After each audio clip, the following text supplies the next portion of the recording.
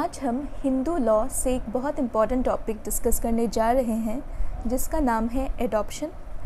Adoption को deal किया गया है हिंदू एडॉप्शंस एंड मेंटेनेंस एक्ट 1956 में। हम सबको ये आइडिया है कि एडॉप्शन क्या होती है। जब लोगों के पास अपने खुद के बच्चे नहीं होते तब वे बच्चे अडॉप्ट करते हैं, पर ये कम्प्लीटली ट्रू नहीं है। मॉडर्न टाइम्स में लोग बच्चे इसलिए भी अडॉप्ट करते हैं क्योंकि वो एक रिचर फैमिली लाइफ एक्सपीरियंस करना चाहते हैं। फॉर एग्ज़ाम्पल, एक कपल जिनके पास अपना एक बेटा है पर कोई बेटी नहीं है, वो एक बेटी अडॉप्ट करते हैं, और एक ऐसा कपल जिनके पास अपनी एक बेटी है पर कोई बेटा नहीं है, वो बेटा अडॉप्ट करते हैं ताकि वो बेटा बेटी सबको लेकर फैमिली लाइफ को एंजॉय कर सकें। आज के इस वीडियो में हम डिस्कस करेंगे एक बहुत इम्पॉर्टेंट क्वेश्चन एडॉप्शन के टॉपिक के नीचे। हम ये डिस्कस करेंगे कि एडॉप्शन के पीछे जो मेन मोटिव है वो रिलीजियस है या सेकुलर है। हम डिस्कस करेंगे कि आज की डेट में एडॉप्शन एक रिलीजियस प्रैक्टिस है या एक सेकुलर प्रैक्टिस है। ये क्वेश्चन बहुत इम्पॉर्टेंट है हिंदू एडॉप्शंस एंड मेंटेनेंस एक्ट को समझने के लिए। पर सबसे पहले हम एडॉप्शन का मीनिंग देख लेते हैं। देखिए, लिखा हुआ है adoption is essentially a gift of a son. तो एडॉप्शन को कहा गया है कि इसमें बच्चे को गिफ्ट में दिया जाता है। यहाँ पर ये गिफ्ट वर्ड बहुत इम्पॉर्टेंट है। इससे ये हम समझ सकते हैं कि एडॉप्शन में जो पेरेंट्स हैं, जो एक बच्चे के नेचुरल पेरेंट्स हैं, वो अपनी स्वेच्छा से वॉलंटरीली अपने बच्चे को गिफ्ट में देते हैं। हम ये समझ सकते हैं कि एडॉप्शन का जो एंटायर प्रोसेस है इसमें सिर्फ गुडविल ही गुडविल है। आगे देखिए, लिखा हुआ है adoption is removal of the child from the natural family and his transplantation in the adaptive family.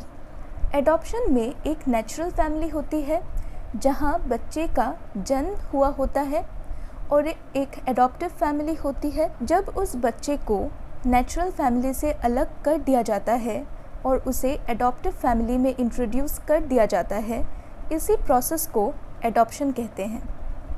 इसका इफ़ेक्ट ये होगा कि एडॉप्टेड चाइल्ड का उसके नेचुरल फैमिली में रिश्ते नाते ख़त्म हो जाते हैं और उसके नए रिश्ते नाते उसके नए फैमिली में एग्जिस्टेंस में आते हैं।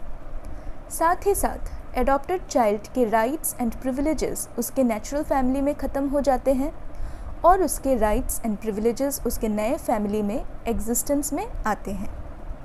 तो एडॉप्शन आपको समझ में आया होगा। अब हम आज का डिस्कशन स्टार्ट करते हैं। ओल्ड हिंदू लॉ में एडॉप्शन के ऐसे कई रूल्स हैं जो क्लियरली शो करते हैं कि एडॉप्शन का रिलीजियस मोटिव ही उसका मेन मोटिव है। रिलीजियस मोटिव कहने से मतलब है कि एक हिंदू इसलिए एडॉप्शन करता है कि उसके लास्ट राइट्स या फ्यूनरल राइट्स उसका बेटा कर पाए। हिंदुइज़्म में ऐसा माना जाता रहा है कि सन अपने फादर को स्पिरिचुअल बेनिफिट्स देता है। तो हम रूल्स को एक एक करके देख लेते हैं। Number 1, orphans and illegitimate children could not be adopted. Old Hindu law के अकॉर्डिंग ऑर्फन्स और इलेजिटिमेट बच्चों को अडॉप्ट नहीं किया जा सकता था क्योंकि एडॉप्टेड सन रियल सन का ही एक रिफ्लेक्शन था। तो इसलिए ऑर्फन्स और इलेजिटिमेट चिल्ड्रन को अडॉप्ट किया नहीं जा सकता था। Second point, daughters could not be adopted. बेटियों को अडॉप्ट नहीं किया जा सकता था क्योंकि बेटियां अपने फादर को कोई स्पिरिचुअल बेनिफिट्स नहीं देती थी। Third point, no one could have more than one adopted son. एक इंसान एक बेटे के अतिरिक्त बेटों को अडॉप्ट नहीं कर सकता था। Fourth point, no one could adopt a child whose mother one could not have married when she was a maiden. तो इसका सीधा सीधा ये मतलब है कि एक इंसान अपने सिस्टर के सन को या डॉटर के सन को अडॉप्ट नहीं कर सकता था। रीज़न ये है कि एक इंसान अपनी सिस्टर को या डॉटर को मैरी नहीं कर सकता था, तो इसलिए अपने सिस्टर का बेटा या फिर डॉटर का बेटा भी अडॉप्ट नहीं कर सकता था। Fifth point, women could not adopt and when a widow adopted a son, it was always deemed to be adoption to her deceased husband. तो women generally adopt नहीं कर सकती थी, सिर्फ विडो अडॉप्ट कर सकती थी, और जब कोई विडो अडॉप्ट करती थी तो ये माना जाता था कि एडॉप्शन उसके हस्बैंड ने ही किया है। और यही रीज़न है डॉक्ट्रिन ऑफ रिलेटिंग बैक का। डॉक्ट्रिन ऑफ रिलेटिंग बैक को हम एक एग्ज़ाम्पल से समझते हैं। फॉर एग्ज़ाम्पल, एक इंसान दिसंबर 10, 2019 को मर जाता है। 2020 में उसकी विडो एक बच्चा अडॉप्ट कर लेती है। ध्यान रखिएगा कि इस डॉक्ट्रिन को, डॉक्ट्रिन ऑफ रिलेटिंग बैक को अब फॉलो नहीं किया जाता। तो 2020 में विडो सन को अडॉप्ट कर लेती है। अब इस एडॉप्शन को माना जाएगा कि ये एडॉप्शन हुआ है दिसंबर 10, 2019 को। तो बेटे का होना एक हिंदू के लिए बहुत ही इम्पॉर्टेंट रहा है हमेशा से ही। पर देखिए, एडॉप्शन के सेकुलर मोटिव्स भी होते हैं, यानी ऐसे मोटिव्स जिनका किसी रिलीजियन से कोई लेना देना नहीं है। तो जो सेकुलर मोटिव्स होते हैं जिस वजह से एक इंसान अडॉप्ट करता है, वो कुछ इस तरह से हैं। Number 1, provide consolation and relief to a childless person. यानी कि एक इंसान जिसके अपने खुद के बच्चे नहीं हैं, एडॉप्शन करने से उस इंसान को कुछ रिलीफ मिलती है, कुछ कंसोलेशन मिलता है, और वो एक कंप्लीट फैमिली एंजॉय कर सकता है। नंबर 2, परपिचुएशन और continuance of a man's lineage. Adoption एक इंसान इसलिए भी करता है ताकि उसका वंश आगे बढ़ पाए। Number 3, so that he could have security in the old age. इंसान एडॉप्शन इसलिए भी करता है ताकि उसके ओल्ड एज में उसको सहारा बना रहे। Number 4, for dying in satisfaction that he has left an heir to one's property. और नंबर 4 इस सेटिस्फैक्शन के लिए कि जब वो इंसान मरे तब वो अपना प्रॉपर्टी अपने वारिस को देकर जाए।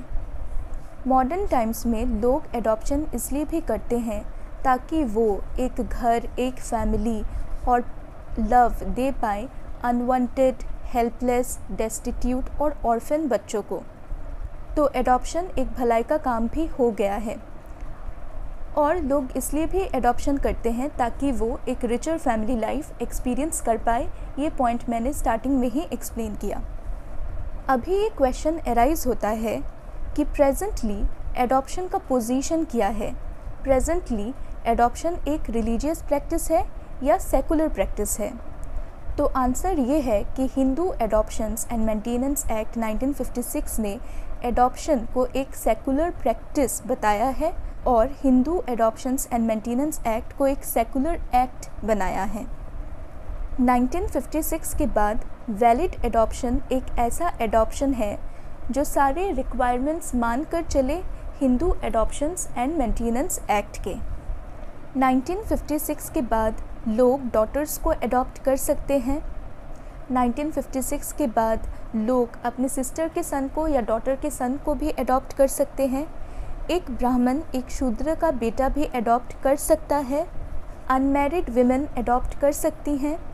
विडो भी अडॉप्ट कर सकती है। और प्रिंसिपल ऑफ रिलेटिंग बैक को अब और फॉलो नहीं किया जाता। एडॉप्शन को उसी डेट से इफ़ेक्टिव माना जाता है जिस डेट को एडॉप्शन किया जाता है। पहले एक कस्टम था जो कि जाट्स को बार करता था एडॉप्शन करने से। हिंदू एडॉप्शंस एंड मेंटेनेंस एक्ट इस कस्टम को ओवरराइड करता है, क्योंकि ये कस्टम इनकंसिस्टेंट है एक्ट के साथ। पर अभी भी ओल्ड हिंदू लॉ के कुछ एस्पेक्ट्स को, कुछ कैरेक्टरिस्टिक्स को रिटेन किया गया है जिन्हें रिजेक्ट कर देना चाहिए।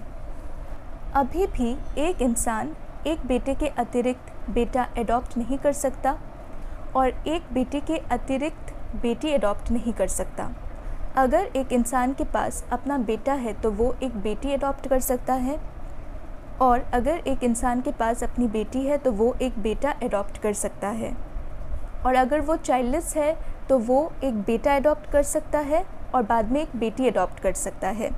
पर किसी भी सूरत में एक बेटे से ज़्यादा बेटा अडॉप्ट नहीं कर पाएगा और एक बेटी से ज़्यादा बेटी अडॉप्ट नहीं कर पाएगा। हिंदू एडॉप्शंस एंड मेंटेनेंस एक्ट 1956 के अकॉर्डिंग मैरिड वुमन जिसका हस्बैंड अलाइव है वो ना तो अपने बच्चे को एडॉप्शन में दे सकती थी और ना ही कोई बच्चा एडॉप्ट कर सकती थी। अपने हस्बैंड के कंसेंट को लेने के बाद भी एक वुमन के पास, एक मैरिड वुमन के पास राइट नहीं था बच्चे को एडॉप्ट करने का या फिर बच्चा एडॉप्शन में देने का। पर एक हस्बैंड अपने बच्चे को एडॉप्शन में दे सकता था या फिर एक बच्चा एडॉप्ट कर सकता था अपनी वाइफ के कंसेंट के साथ। तो विमेन के अगेंस्ट इस इनइक्वालिटी को रिटेन किया गया था हिंदू एडॉप्शंस एंड मेंटेनेंस एक्ट 1956 में। अल्टीमेटली एक अमेंडमेंट आया 2010 का जिसका नाम है पर्सनल लॉज अमेंडमेंट एक्ट 2010। इस अमेंडमेंट ने इस इनइक्वालिटी को ख़त्म किया और 2010 के बाद एक मैरिड विमेन अपने हस्बैंड के कंसेंट के साथ बच्चा एडॉप्ट कर सकती थी और अपने बच्चे को एडॉप्शन में दे सकती थी। तो यहाँ पर हमारा आज का डिस्कशन ख़त्म होता है। आशा करती हूँ कि आपको ये टॉपिक समझ में आया होगा।